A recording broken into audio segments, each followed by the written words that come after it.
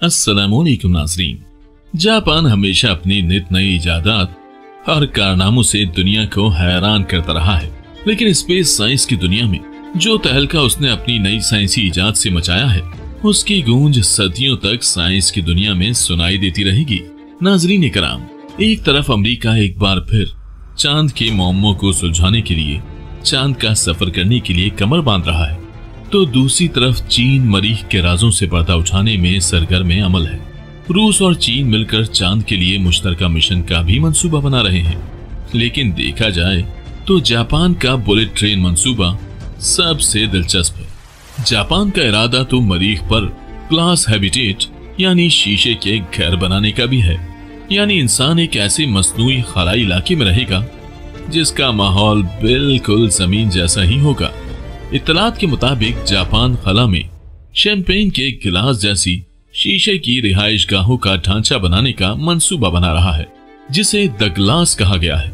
ये देखने में पानी पीने वाले गिलास की तरह तैयार एक कॉलोनी होगी, जिसमें इस बात का ख्याल रखा जाएगा कि वहां पर कशिश शकल और माहौल ऐसा हो जिससे इंसान के पट्टे और हड्डियां कमजोर न हो, क्योंकि आमतौर पर कम कशिश शकल वाले मकामात पर पट्टे और हड्डियां कमजोर हो जाते हैं। अगर ग्लास हैबिटेट बनाने में कामयाबी मिल गई तो जल्द ही इंसान दूसरे सैयारों पर रिहाइश इख्तियार कर सकेंगे।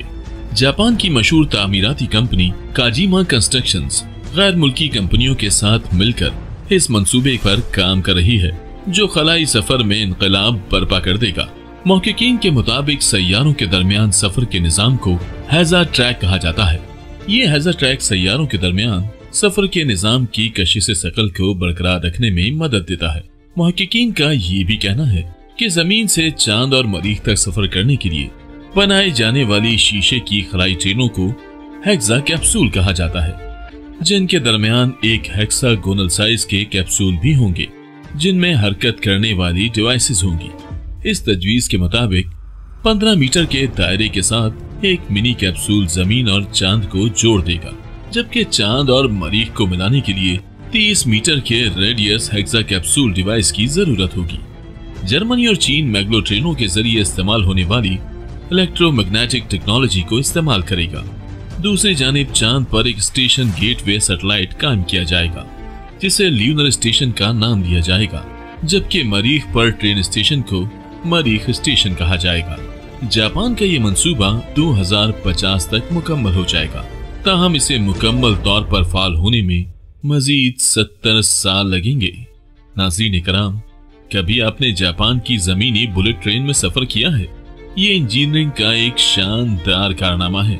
आइए हम आपको बुलेट ट्रेन के बारे में कुछ हैरान कुन हकाइक बताते हैं। बुलेट ट्रेन इसका अंग्रेजी नाम है, जबकि जापान में इसे शिनकानसेन के नाम से जाना जाता है, और शिनकानसेन पूरे मुल्क में सफर के लिए इस्तेमाल होती है। बुलेट ट्रेन को अपनी अगली मंजिल तक लोड करने और रवाना होने में सिर्फ 10 मिनट लगते हैं। शिनकानसेन यानी बुलेट ट्रेन को कुर्रे अर्ज पर तेज तरीन नेटवर्क और सर्विस समझा जाता है। इसको बुलेट ट्रेन इसीलिए कहा जाता है क्योंकि ये सुरंग से इसी तरह निकलती है जिस तरह बंदूक से गोली। जैसा कि आप अंदाजा लगा सकते हैं कि ये ट्रेनें सुपर एरोडायनामिक है और बंदूक के बैरल से इनका मवाजना बिल्कुल वाज़ेह है। शिनकानसेन अपनी तवील सुरंगों के लिए मशहूर है। इन सुरंगों में झटके की लहरें बनती हैं, जिसकी वजह से जब ट्रेनें दोनों तरफ से निकलती हैं तो जोरदार धमाके होते हैं। यही वजह है कि जापान में शोर को कम करने या खत्म करने के लिए बाकायदा मंसूबे बनाए गए हैं। मुस्तकबिल करीब में मुमकिन है कि बुलेट ट्रेन की रफ्तार 130 मील से 200 मील फी घंटे तक पहुंच जाए। बुलेट ट्रेन कभी 24 से 30 सेकंड से ज्यादा ताखीर का शिकार नहीं होती। सिर्फ जापान भर में बुलेट ट्रेनों की मौजूदगी से पैदावारी सलाहियत में 400 मिलियन से ज्यादा घंटे बचाए गए हैं। चूंकि ऐसी ही बर्क रफ्तारी की हामिल ट्रेन को खला में चलाने का मंसूबा जापान ने बनाया है, तो हम आपकी दिलचस्पी के पेश नजर कुछ खलाई अमेजिंग फैक्ट्स भी बता देते हैं। खला में मुकम्मल तौर पर खामोशी है, जिसका मतलब है कि आवाज का कोई जरिया या रास्ता नहीं है कि वो सुनाई देने के लिए सफर करे। नंबर 2, हमारे निजाम शमसी का सबसे गर्म सैयारा वीनस है और इसकी सतह का औसत दर्जा हरारत तकरीबन 2.450 डिग्री सेंटीग्रेड जबकि वो सूरज का करीब तरीन सैयारा भी नहीं है। इसीलिए वहां पर खलाई सूट के बगैर रहना नामुमकिन है। और एक मुकम्मल नासा स्पेस सूट की कीमत 1,20,00,000 डॉलर है, जबकि पूरे सूट की कीमत 3,12,00,000 डॉलर है। इस कीमत का 70% बैग और कंट्रोल मॉड्यूल के लिए है। ताहम नासा जो खलाई सूट इस्तेमाल करता है वो 1974 में बनाए गए थे। अगर उनकी कीमत आज की कीमतों के मुताबिक रखी जाए तो उनकी लागत का तखमीना कहीं ज्यादा होगा। आप अंदाजा लगा सकते हैं कि एक सूट की कीमत इतनी है तो खलाई बुलेट ट्रेन पर कितना खर्चा आएगा। सूरज की कमियत या मास निजाम शमसी का 99.86% हिस्सा है। ये कमियत जमीन से तकरीबन 3,30,000 गुना ज्यादा है। क्या आप जानते हैं कि सूरज ज्यादातर हाइड्रोजन यानी तकरीबन 3/4 हिस्सा हाइड्रोजन से बना है और बाकी हिस्सा हीलियम पर मुश्तमिल है। सूरज इतना बड़ा है कि तकरीबन 1.3 मिलियन जमीनें इसके अंदर फिट हो सकती हैं। क्या आप जानते हैं कि जमीन पर सितारों से ज्यादा दरख्त हैं? हमारे सैयारे यानी जमीन पर तकरीबन 3 ट्रिलियन दरख्त हैं और कहकशा में तकरीबन 100 ता 400 बिलियन सितारे हैं। जिस तरह जमीन पर गुरूब आफ्ताब सुरमई या सुर्ख दिखाई देता है, मरीख पर गुरूब आफ्ताब का ये मंजर नीला दिखाई देता है। ज़हरा पर एक दिन 1 साल से ज्यादा लंबा होता है। वजह यह है कि ज़हरा की महवर के गिर्द गर्दिश इंतहाई सुस्त रफ्तार है, जो अपना दिन मुकम्मल करने में 243 जमीनी दिन लेती है। सूरज के गिर्द ज़हरा की गर्दिश 225 जमीनी दिन में मुकम्मल होती है। नाज़रीन कराम, जापान की खलाई बुलेट ट्रेन का जिक्र तो हो गया, लेकिन क्या आप जानते हैं कि रॉकेट और खलाई जहाज में क्या फर्क है? नहीं तो चलिए हम आपको बताते हैं। रॉकेट खलाई जहाज को खला में ले जाने में मदद देता है। खलाई जहाज को खला में छोड़ने के बाद रॉकेट वापस जमीन पर गिर जाता है, क्योंकि इसका मकसद कशी से सकल के मदार से बाहर निकलना है जो जमीन के गिर्द होता है। रॉकेट को खला में भेजने के लिए खलाई जहाजों से ज्यादा ताकत की जरूरत होती है।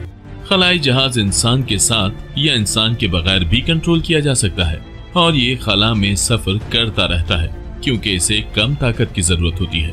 नाज़रीन कराम, इंसान की कायनात को तस्खीर करने की ख्वाहिश बहुत कदीम है।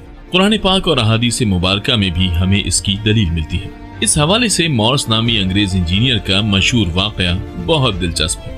इस वाक़े का मुख्तसर सा अहवाल कुछ यूं है कि न्यूकासल का रहने वाला मॉर्स नामी अंग्रेज पेशे के लिहाज से इंजीनियर था। एक मौके पर इसकी ड्यूटी 2 साल के लिए मिस्र के दारुल हुकूमत काहिरा में लग गई, जहां इसके साथ मुसलमान इंजीनियर्स भी शरीकार थे। मॉर्स का कहना है कि उसने एक मिस्री इंजीनियर फहमी के सामने जब खलाई तस्खीर में मगरिबी ममालिक की पेशरफ्त का जिक्र किया तो फहमी ने उसे बताया कि खला में जाने के इम्कानात का कुरान करीम ने तज़किरा किया है। इस पर मोर्स को ताज्जुब हुआ और उसने फहमी से कुरान करीम में इसका हवाला दिखाने का तकाजा किया। फहमी ने उसे हवाला दिखाने के बजाय कलाम पाक का इंग्लिश तर्जुमा मुहैया करके खुद स्टडी करने के लिए कहा, जो उसके लिए हिदायत का बाइस बन गया।